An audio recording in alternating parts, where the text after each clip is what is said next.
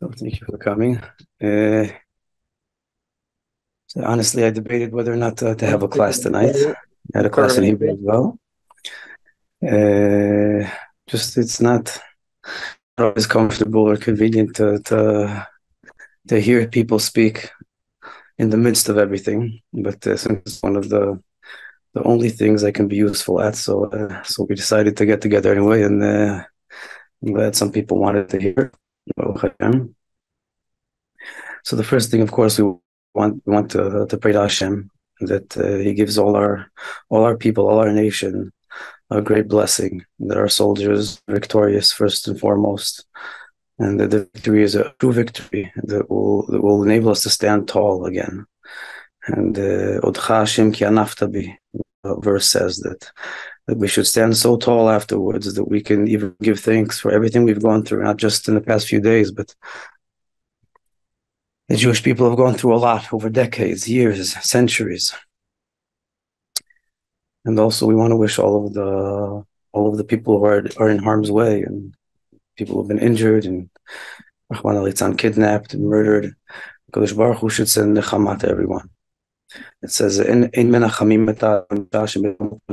when a person's mourning, like in halakha, in the first days of mourning, if you come even to a shiva, to a person, you don't say anything. That's the halakha. You just sit. You don't say a word. But so that was also one of the reasons I contemplated whether or not we should be having this class. But so we're not looking to, and anything you say can come off as preaching or chas v'shalom. So Bemet, you don't say anything when you just meet someone who's in mourning. Now our whole people are in mourning. We're all mourning. We're not. Many of us are actually mourning. Close loved ones, family, and also those of us who are not physically mourning. They're near family. So everybody's in mourning. The whole Jewish people are one body. And also all the people in the world identify with that body. Everybody's feeling the collective pain. But still, we're getting together. I mean, presumably, I'm Baruch Hashem myself, so there's another negotiation that a lot of us are detached from what's going on. I mean, not emotionally, but physically, we're not involved. There's always a feeling of like, what do you do in such a situation? Something like an imminent feeling that something needs to be done, and there's not much you can do. I mean, obviously, anybody who can do should do. And anybody who can learn should learn. Anybody who can pray should pray. But there's a feeling of urgency, and not much you can do. And the frustration involved is hard to digest. And it makes the whole situation something that's very difficult to cope with. So, I mean, since I myself feel these feelings, so I also had some thoughts. I'll try to share some today. Start on Simchas Torah. Yesterday, we started hearing rumors. Again, the rumors we heard were so far from what the reality is turning out to be, Rahman al-Litzan, still unfolding in front of us. And even those rumors that we heard were very difficult and uneasy. Obviously, it's hard to be besimcha, hard to keep dancing, hard to be joyous in our wonderful holiday that we had yesterday. So I had thoughts about it, and what came to mind is something very, very personal. Sometimes when you try to explain very large global phenomena, so there's so much intensity involved, like the Holocaust or Inquisition, the horrible things, that it's very difficult to contemplate when there's so much intensity involved. So it's very useful to try and contemplate on an idea in a smaller scale, like a personal scale. Chazal say ha'olam hu adam gadol ve'adam hu olam katan. That reality, all of reality is just one man, one great large man, and also every man, every person is an entire reality, entire world. The entire world is in everyone's heart. The person, man, just like we're reading now in Sefer Bereshit, which we started yesterday. And today we read the Rishon. We're in the beginning of the Torah. So one of the first stories in the Torah is how Kadosh Baruch Hu creates man in the image of God. So everything that's going on in reality, in all of the realities, and all of HaKadosh Baruch Hu's creation, which is all within himself, yet all of that is also going on within ourselves. And that works in both ways. Sometimes our soul, our existence can be an allegory to contemplate and understand the Kadosh Baruch Hu, and sometimes the other way around. Sometimes what's going on in reality can be an allegory to understand ourselves. So what I had a thought that came to mind is how do you cope with intense or these sorts of situations on a personal scale? Again, very, very distant from what's happening today. But if we just try to contemplate for a second, what would we say? What would I say to a person? What would I say to myself if something bad happens on any scale? You bump your toe. Or it could be worse than that. You lose a bunch of money. You get robbed. You get beat up. Something happens to you, to me. Something happens to me personally. Something not good. So what does the Torah have to say about that? And then we'll have to see how all of the Jewish people are one body. We're all one person. And this person just got a blow, a very, very severe blow. We're in the midst, we're rolling with the punches right now. B'ezrat Hashem, we're going to start rolling them back, B'ezrat Hashem. But as we go, we need to, how do we take this? How should we be taking this? What does the Torah have to suggest or advise us about this? So again, if we try to contemplate on a much smaller scale, then we'll try to project that and see why it's so difficult. It's so incomprehensible when you try to project that on a larger scale. And why is it so difficult to understand or to be able to comprehend the larger the scale becomes? So again, if something not good happens to me, again, I bump my toe. We'll talk about something in very small proportions. I'm on my way home from work, and I almost walk into the house, and I bump my toe. It hurts me. Well, now, what do I do with that? What do I need to think about? Why did that happen? Why did HaKadosh Baruch Hu bring these circumstances around? So one of the key, there's a lot to talk about, the Yesurim in Chasidut and Torah. There's a lot of contemplation, a lot of essays were written about these things. But one of the key concepts or sentences that encompass a lot of what we want to be contemplating on, if people here have been walking with us a distance, that you've heard these discussions before, then I'm sure a lot of the semantics are familiar. It says in Tanya, twice the Alter Rebbe says, Lo le'arev simchat hanefesh b'itzavon haguf, not to mix, like to mix up the joy of the soul with the sadness of the body. That's his phrase. And you need to learn that in context. So if we'd be studying Tanya, in context, there's a broad context. It's a complicated or a complex idea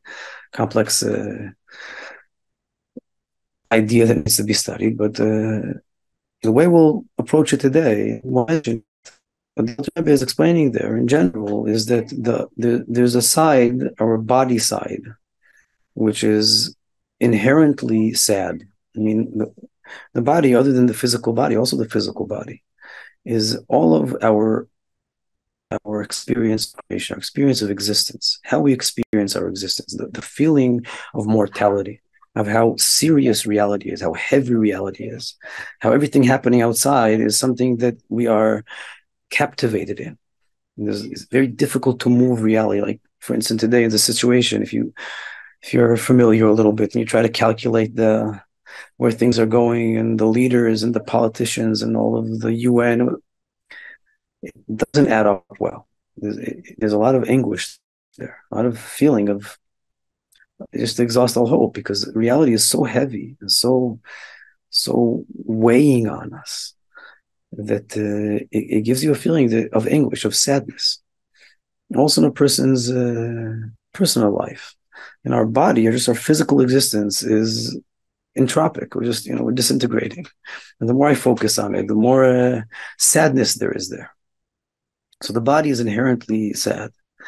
And what we tend to do, like we've discussed before, is to try and not think about that or like cultivate a delusion of strength and pride. And when reality hits me and like takes the air out of my balloon, so I feel that sensation of lowliness. Now, that's not a problem. Like the sadness of reality, like the taking a blow. For instance, if we take that example, if a person stubs his toe on the way home, so what would I say to that person? Like, say an example from my personal life. I recall years ago that this was like a contemplation I had very often. that I find myself going to a class or to a relatively significant occasion where I had to speak in front of a lot of people, or something that like a more significant phase in life, and I find myself like on the way, all sorts of unhappy things would happen. Like somebody would cut me in the street, or yell at me, or curse me, or bump me in my car, or something, like all sorts of circumstances. Like when you find yourself, very often you find yourself elevated, or like in a sensation of ga'ava, of pride, of being full of yourself. So Kadosh Baruch Hu, he brings around a circumstance to puncture your balloon, to deflate you, so you come down to reality. And in his mercy, Kadosh Baruch Hu, he brings this around before you hit a brick wall. So like we said before, you're coming home and you're all full of yourself. You walk in that way, you walk home, walk into the house that way, you're probably going to yell at your wife and yell at your kids. So very often you stub your toe, you bump your toe, and ow, and it brings you back to reality. It presents you, or it enhances your realization of your mortality, of your futileness, how weak you are, how lowly you are. It puts you in proportion, and you walk into your house and you find yourself a much happier person. You have a wife, you have kids, everything's going well. Kadosh Baruch Hu is present in the soul, just like the body is inherently sad. And when we say body, it means, again, your sense of self, your yeshut, which in Hebrew means isness. There's your being, your awareness of self, your existential experience of being is sad, is heavy. On the same way, your soul is very happy. Your soul is vitality. And by nature, it's happy. And the more I'm aware of my faith, of HaKadosh Baruch Hu being present and carrying me and filling me with life and with simcha, the more I experience that, the more joyous I am. Now, if these two experiences, I'm aware of them, so not only does stubbing my toe it hurts. It hurts in the toe. It hurts very much, even if you bump your toe very hard. But as much as it hurts you, simultaneously you have a sensation of like waking up, of realization, of it deflates your pride, and that enables you again to realize all of Hashem's presence, which you weren't realizing before. Suddenly I noticed that I was just kind of flowing with myself here. And Baruch Hashem that I didn't get to the class in front of everybody so inflated. I would have made a mockery of myself. So Kadosh Baruch Hu had mercy on me. And in the parking lot, somebody deflated me. And they said, "You're a schwanz." And I came back to myself. He punched me, and it hurt. It stung. But I came back to myself. And I walked into the class in front of everybody, deflated. And Hashem, he spared me a lot of deflation in public by doing that. If I stub my toe on the way into the house, and I walk into the house again, if I know to contemplate it well, to digest it well, then I walk into the house a much happier person. And not only does the sadness of the body not negate the joy of the soul, it enhances the joy of the soul. It enables the soul to rejoice, because it makes present, it makes more tangible HaKadosh Baruch Hu's presence, how much mercy HaKadosh Baruch Hu has on me, how present he is in my life, which I wasn't feeling that because I was so full of myself. So you deflated me, Hashem deflated me, so that I could be empty enough to realize his presence and rejoice in that presence. And when I understand this, so even the sensation of deflation itself, even the pain, even the physical pain in the toe, is something I can rejoice in. Now, this is a contemplation that even when you explain it about stubbing your toe, is difficult to comprehend. Not because it's complicated or so deep or so, just because it's not palatable. It's very, very hard, very harsh for a person to accept this.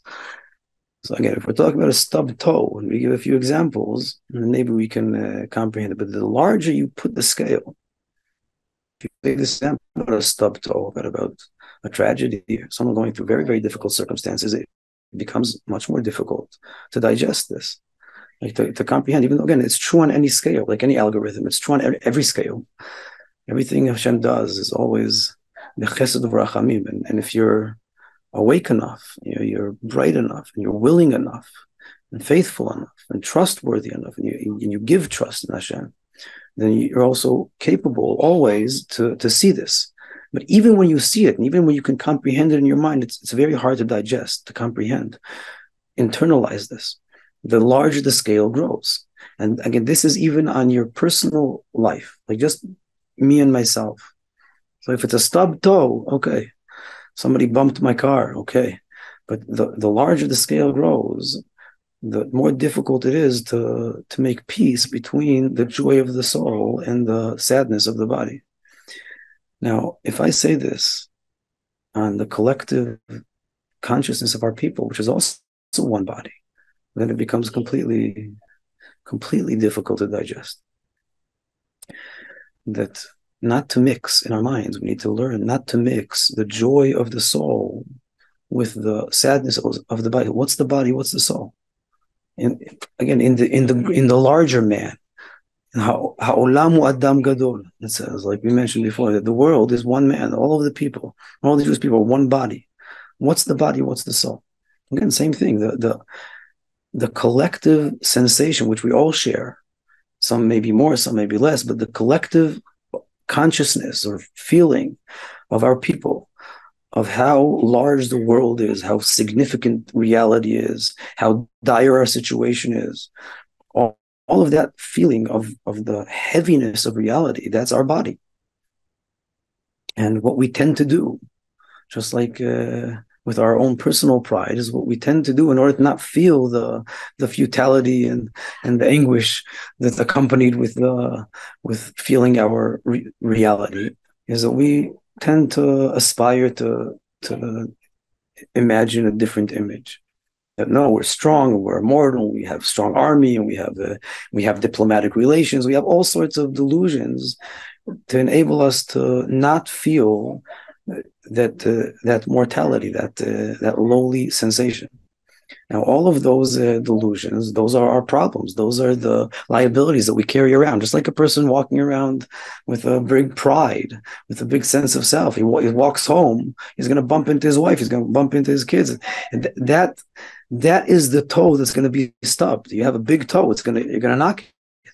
So it's a big liability you're carrying around, but you treat it like a asset, because you don't want to feel mortal.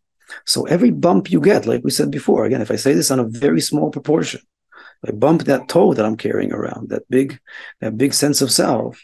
If HaKadosh Baruch Hu brings around someone to deflate me, so that person is doing me a big favor. Again, if I'm able to think about it, then maybe even I can feel that way, that he's done me a big favor. Baruch Hashem.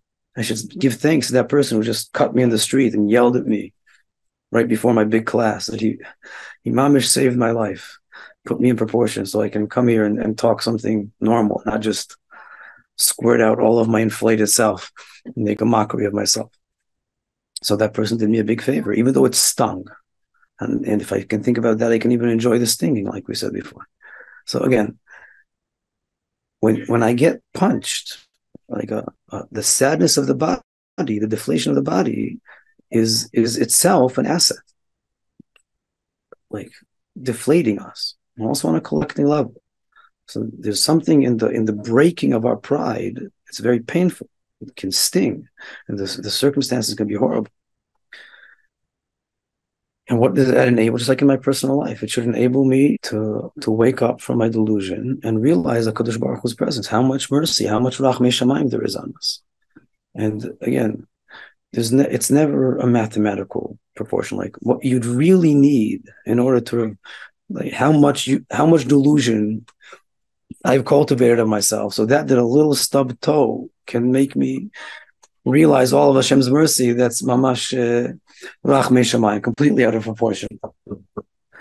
But that's HaKadosh Baruch Hu noseh panim. Hashem, he's a cheater, and so he enables us with very, very small, very, very small knocks to realize a lot of his presence. That's all in my personal life. So in the collective Jewish, what's the soul? What's our collective soul? Our collective soul is our faith, our sensation, our tangible sensation of HaKadosh Baruch Hu's presence within us. How much he's saving us, how much he's taking care of us. So if the body weakens, then the soul integrates more, is present more. Now we see that in times of everything becomes unified. The faith grows and the unity between the people grows, and in bad circumstances. Now, the more I try to narrate such a contemplation on reality in dire circumstances like today or the Holocaust, again, in radical circumstances, the less comprehensible it becomes. Just like we said before, even in my own personal life, even in a stubbed toe, it's hard to think this way. Very, very hard to think about the body and the soul, and not to mix, like the Alter Rebbe says, the joy of the soul with the pain and the anguish of the body, not to mix them. Why? Why is it so hard? Because it's in small proportions, it's difficult, but it's doable. Why is it doable? It's doable because it's the same body and the same soul, and it's all happening together. Like if my awareness of Hashem's presence can penetrate so strongly, like those little tiny stories I said before, like when I'm on my way home and I bump my toe, if I'm able to contemplate that this was a wonderful thing that happened to me to enable me to come home and instead of yelling at my wife and my kids, rejoice in my family and feel Hashem's mercy and have a wonderful evening at home because of my stubbed toe, then if the joy penetrates the body, the soul penetrates completely, then it sweetens everything. So in very small proportions, again, even in those small proportions, it could very well be that it's not palatable for everyone. So maybe someone stubbed his toe yesterday and you hear me talking and it makes you angry because your toe's still hurting. So why is he saying this? Okay, so I apologize. But I try to use this as an example to something that I hope in these scales we can all contemplate on. But the larger the scale, the more difficult it is to think this way, and the more difficult it is to say that. So much so that I'm not sure I should be saying it, because I don't know if it's something that we can encompass, that we can contemplate on. And even in my personal life, there are things that happen that are more than a stubbed toe, and all the more so if we try to think of all of the Jewish people. Now, why does it become so difficult? Because there becomes an enormous gap between the joy, between the soul and the body. And also, you could say a physical gap. There are people being murdered far away, and we're just sitting here in our rooms and contemplating on Hasidus. I mean, the faith and the sensation of dire reality is distant; it doesn't penetrate each other. And also, not only on the most simple circumstances of geographic distance, also in the collective consciousness, there's a distance. There's a distance between the parts of ourselves, of our people, of different individuals that are very connected to the more tangible layers of reality, and those who are more connected to the more soul, faithful layers of reality. And that gap makes it not real, synthetic, to narrate joy that doesn't penetrate reality. And even in my life, and I couldn't say this if the circumstances were too distant. A stubbed toe, maybe I can make that connection. So that's why it's so frustrating. This is what I thought in Simchas Torah, that how can I be happy? I could only be happy if my joy would be strong enough to penetrate all the pain in reality. That would be like Mashiach coming. And that would also sweeten and obviously make all the pain irrelevant. I mean, HaKadosh Baruch Hu would not need to deflate us at all if we weren't inflated, if we weren't distant. So trying to say such a contemplation about what's going on today, or again, other dire circumstances that we've been through, is very, very difficult. What do we do about this? So what came to mind is that we all need to devote ourselves. Like this is like a key question. What do we do? I'm so frustrated. I mean, something has to be done. So there's a lot that can be done. First and foremost, if you can do something, like if you're recruited, you put on uniform, take a gun, and you go fight our enemies, and that's wonderful. Definitely do that. Anybody who can do that needs to be doing that. And that's wonderful. But if you can't, or if you just be in the way, then there's a lot to do. If you're a soul and you need to penetrate. It says in the Chasidut that the rectification of Shema, of the soul, is to descend, to feel to sense the direness of reality, and the reality and the collective consciousness that feels the heaviness of reality needs to sense the joy of the soul, the presence of Hashem's emunah. Now, anything we can do, any actions we do to bridge those gaps, and the gap is why it's not palatable. It's not something that's comprehensible on an enormous scale. So in order for it to be comprehensible, for reality to be able to be sweetened with the joy of the collective soul, of Kadosh Baruch Hu's presence, we have to bridge that gap. So anything anyone can do to bridge that gap, either from the top to the bottom or from the bottom to the top. If you feel you're too much on top, you need to cling to the bottom and do something. Right? Go help or donate or do whatever you can do, or feel. When you pray, sweeten the reality. Try to feel the reality, the deflation that we're going through. Again, also in any circumstance, any scale, everything Hashem does to us, everything is good. It's for the best. Just like my stub toe. But again, if you say that about dire circumstances, it's hard to say it. It's hard to say it because it's like the phrase says, it's hard to believe. It's difficult to believe. There's a difficulty for our faith to penetrate our body. And the collective body is much larger, but our collective faith is also much larger. And we need to enable that collective faith to penetrate the collective body. So on both ends, our bodily side of the people and of our personality needs to elevate and sense more of Hashem's presence and mercy. And our heavenly side needs to descend and sense more of the pain of reality.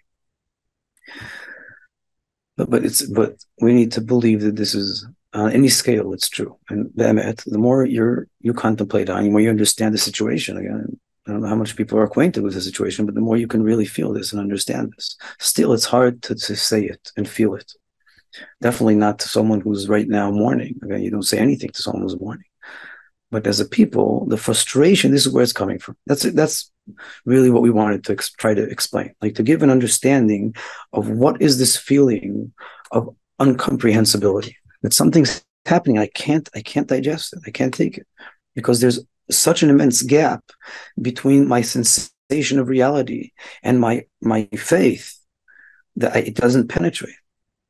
So a stub toe, I can comprehend that pain because I'm able to put. Not everybody can. If you can't calculate, can't contemplate the way we explained, so maybe a stub toe is also an uncomprehendable pain. Why did this happen to me? It could be a tragedy. And if that happens, then what's your tendency? What's a person's tendency?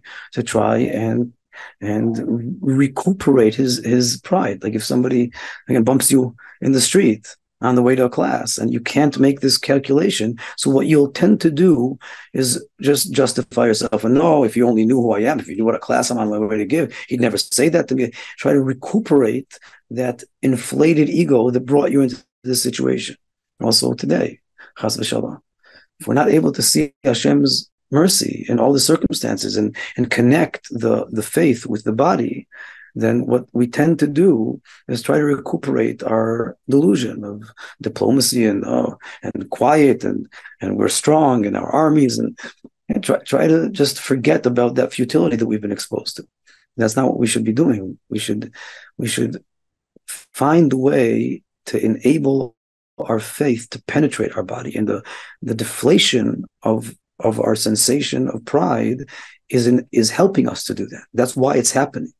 It's all mercy from Hashem in order to enable us to channel our faith better. And when we see that that's what happens during crisis. But instead of trying to recuperate back into our pride, which just brings another crisis and another crisis. What we need to do is to use this moment, this, again, very painful moment, which came after many other painful moments. Chas v'shalom, this should be the last painful moment. And see how this is just there to deflate you. Like if somebody bumps you on the street, a little bump, and you don't make this, you try to recuperate your pride, then you're probably got a bigger bump around the corner. Chas v'shalom. If it's just your toe, we'll know why. But if it's not your toe, it's the collective Jewish people, then it can be very, very, very noah, very bad. So we need to enable this break to allow us and help us penetrate our faith into reality. into our collective reality, not just our personal reality. So just thinking this way is already doing a very, very large thing. And the more we believe it and we contemplate and we speak about it, we act upon it, the more it penetrates reality and penetrates everybody's collective consciousness. And on the other hand, the more you can do things and be sensitive to reality and devote yourself to reality, the more you elevate it up to your faith. So bridging the gap in the large proportions will enable that sweetening that can happen with your stub toe. That's a collective sweetening of reality. Like Chazal say that when Mashiach comes, and we'll be able to look at all of the dire circumstances of history and feel vividly, that everything, we can give thanks for everything that happened. And even the stub toe, I rejoice in it because it itself enabled me more of a tangible sensation of my faith. And we'll be able to say about all the worst circumstances. Our people have been through a lot of hard things. And we're going through something very hard right now as well. So we need to simultaneously be very sensitive to reality, to the pain and the sadness of the body, of reality, of the physical reality, and also the joy of the soul, of the faith that can penetrate through this. And the more we're able to bridge these gaps, the less necessary any circumstances like this become, and then they'll disintegrate. Again, the enemy is nothing. It's all nothing. We just need to set our heads straight, do tshuva, return to Hashem face to face, believe in Him, trust in Him, and all the circumstances will dissipate completely, destroyed. Bezrat Hashem. So there's a lot of contemplation here. Again, it's not looking to preach, just to try and give some, like, an approach of how to understand this, how to understand the gap of what's happening in reality and also in our souls. You're sitting at home now and you're watching Zoom like me, so probably you feel that very frustrated feeling that there's something's happening that I can't understand, I can't comprehend what's going on. So that lack of ability to comprehend it is because of the gap between what we believe and what we feel in reality, between the body and the soul. We need to set our heads straight and feel also the sadness of the body and also the joy of the soul, and take actions that will enable us to bridge between those two things from both sides. Help the body, go do anything you can do right now to help the reality, and also feel it, bring down the faith, enable the faith in Hashem's goodness and Hashem's mercy to penetrate the reality. And the reality is susceptible to it right now because it's just been deflated very strongly. Bezrat Hashem. So now, again, we want to finish with another prayer and blessing to all our soldiers, to all our people. Everybody's a soldier today. And there's like a Yetzer Hara to give all sorts of advice on what should be done, what shouldn't be done. No one's listening to me, so I don't have what to say. But HaKadosh Baruch Hu should have mercy on us that in this time around, those who need to make the decisions won't be the ones making the decisions. And other people, much more sensitive and aware and faithful and trustworthy, will make the right decisions, or the same people will make the right decisions. And that this will be the last deflation we need to go through so that we can penetrate Hashem's faith into the world and destroy all our enemies, all the evil of the world. I mean, what we're fighting up is evil. And there's a mitzvah to eradicate evil. Not to be sensitive, not to be careful. There's a mitzvah to not be careful because we're saving the world from the most atrocious evil there is. These people are against HaKadosh Baruch Hu. Anybody who touches the Jewish people, it's as if he's poking Hashem in his eye. So these people are against Hashem, they're against humanity, they're against reality. And it's a mitzvah to eradicate them. HaKadosh Baruch Hu should give the power and the willingness and the tall standing, the strength to our soldiers and our people to withstand whatever we'll need to withstand in the next few days. And we'll see if we're strong in our faith, we'll see how it will penetrate all of the bodily difficulties and circumstances that we're going through. Bezrat Hashem. It should be Besorot Tovot, and we'll send it should be Nechama to all of the people who need Nechama, and Refuah to all the people who need Refuah, and Yeshua to all the people who need Yeshua. Bezrat Hashem. Laila Tov to everybody.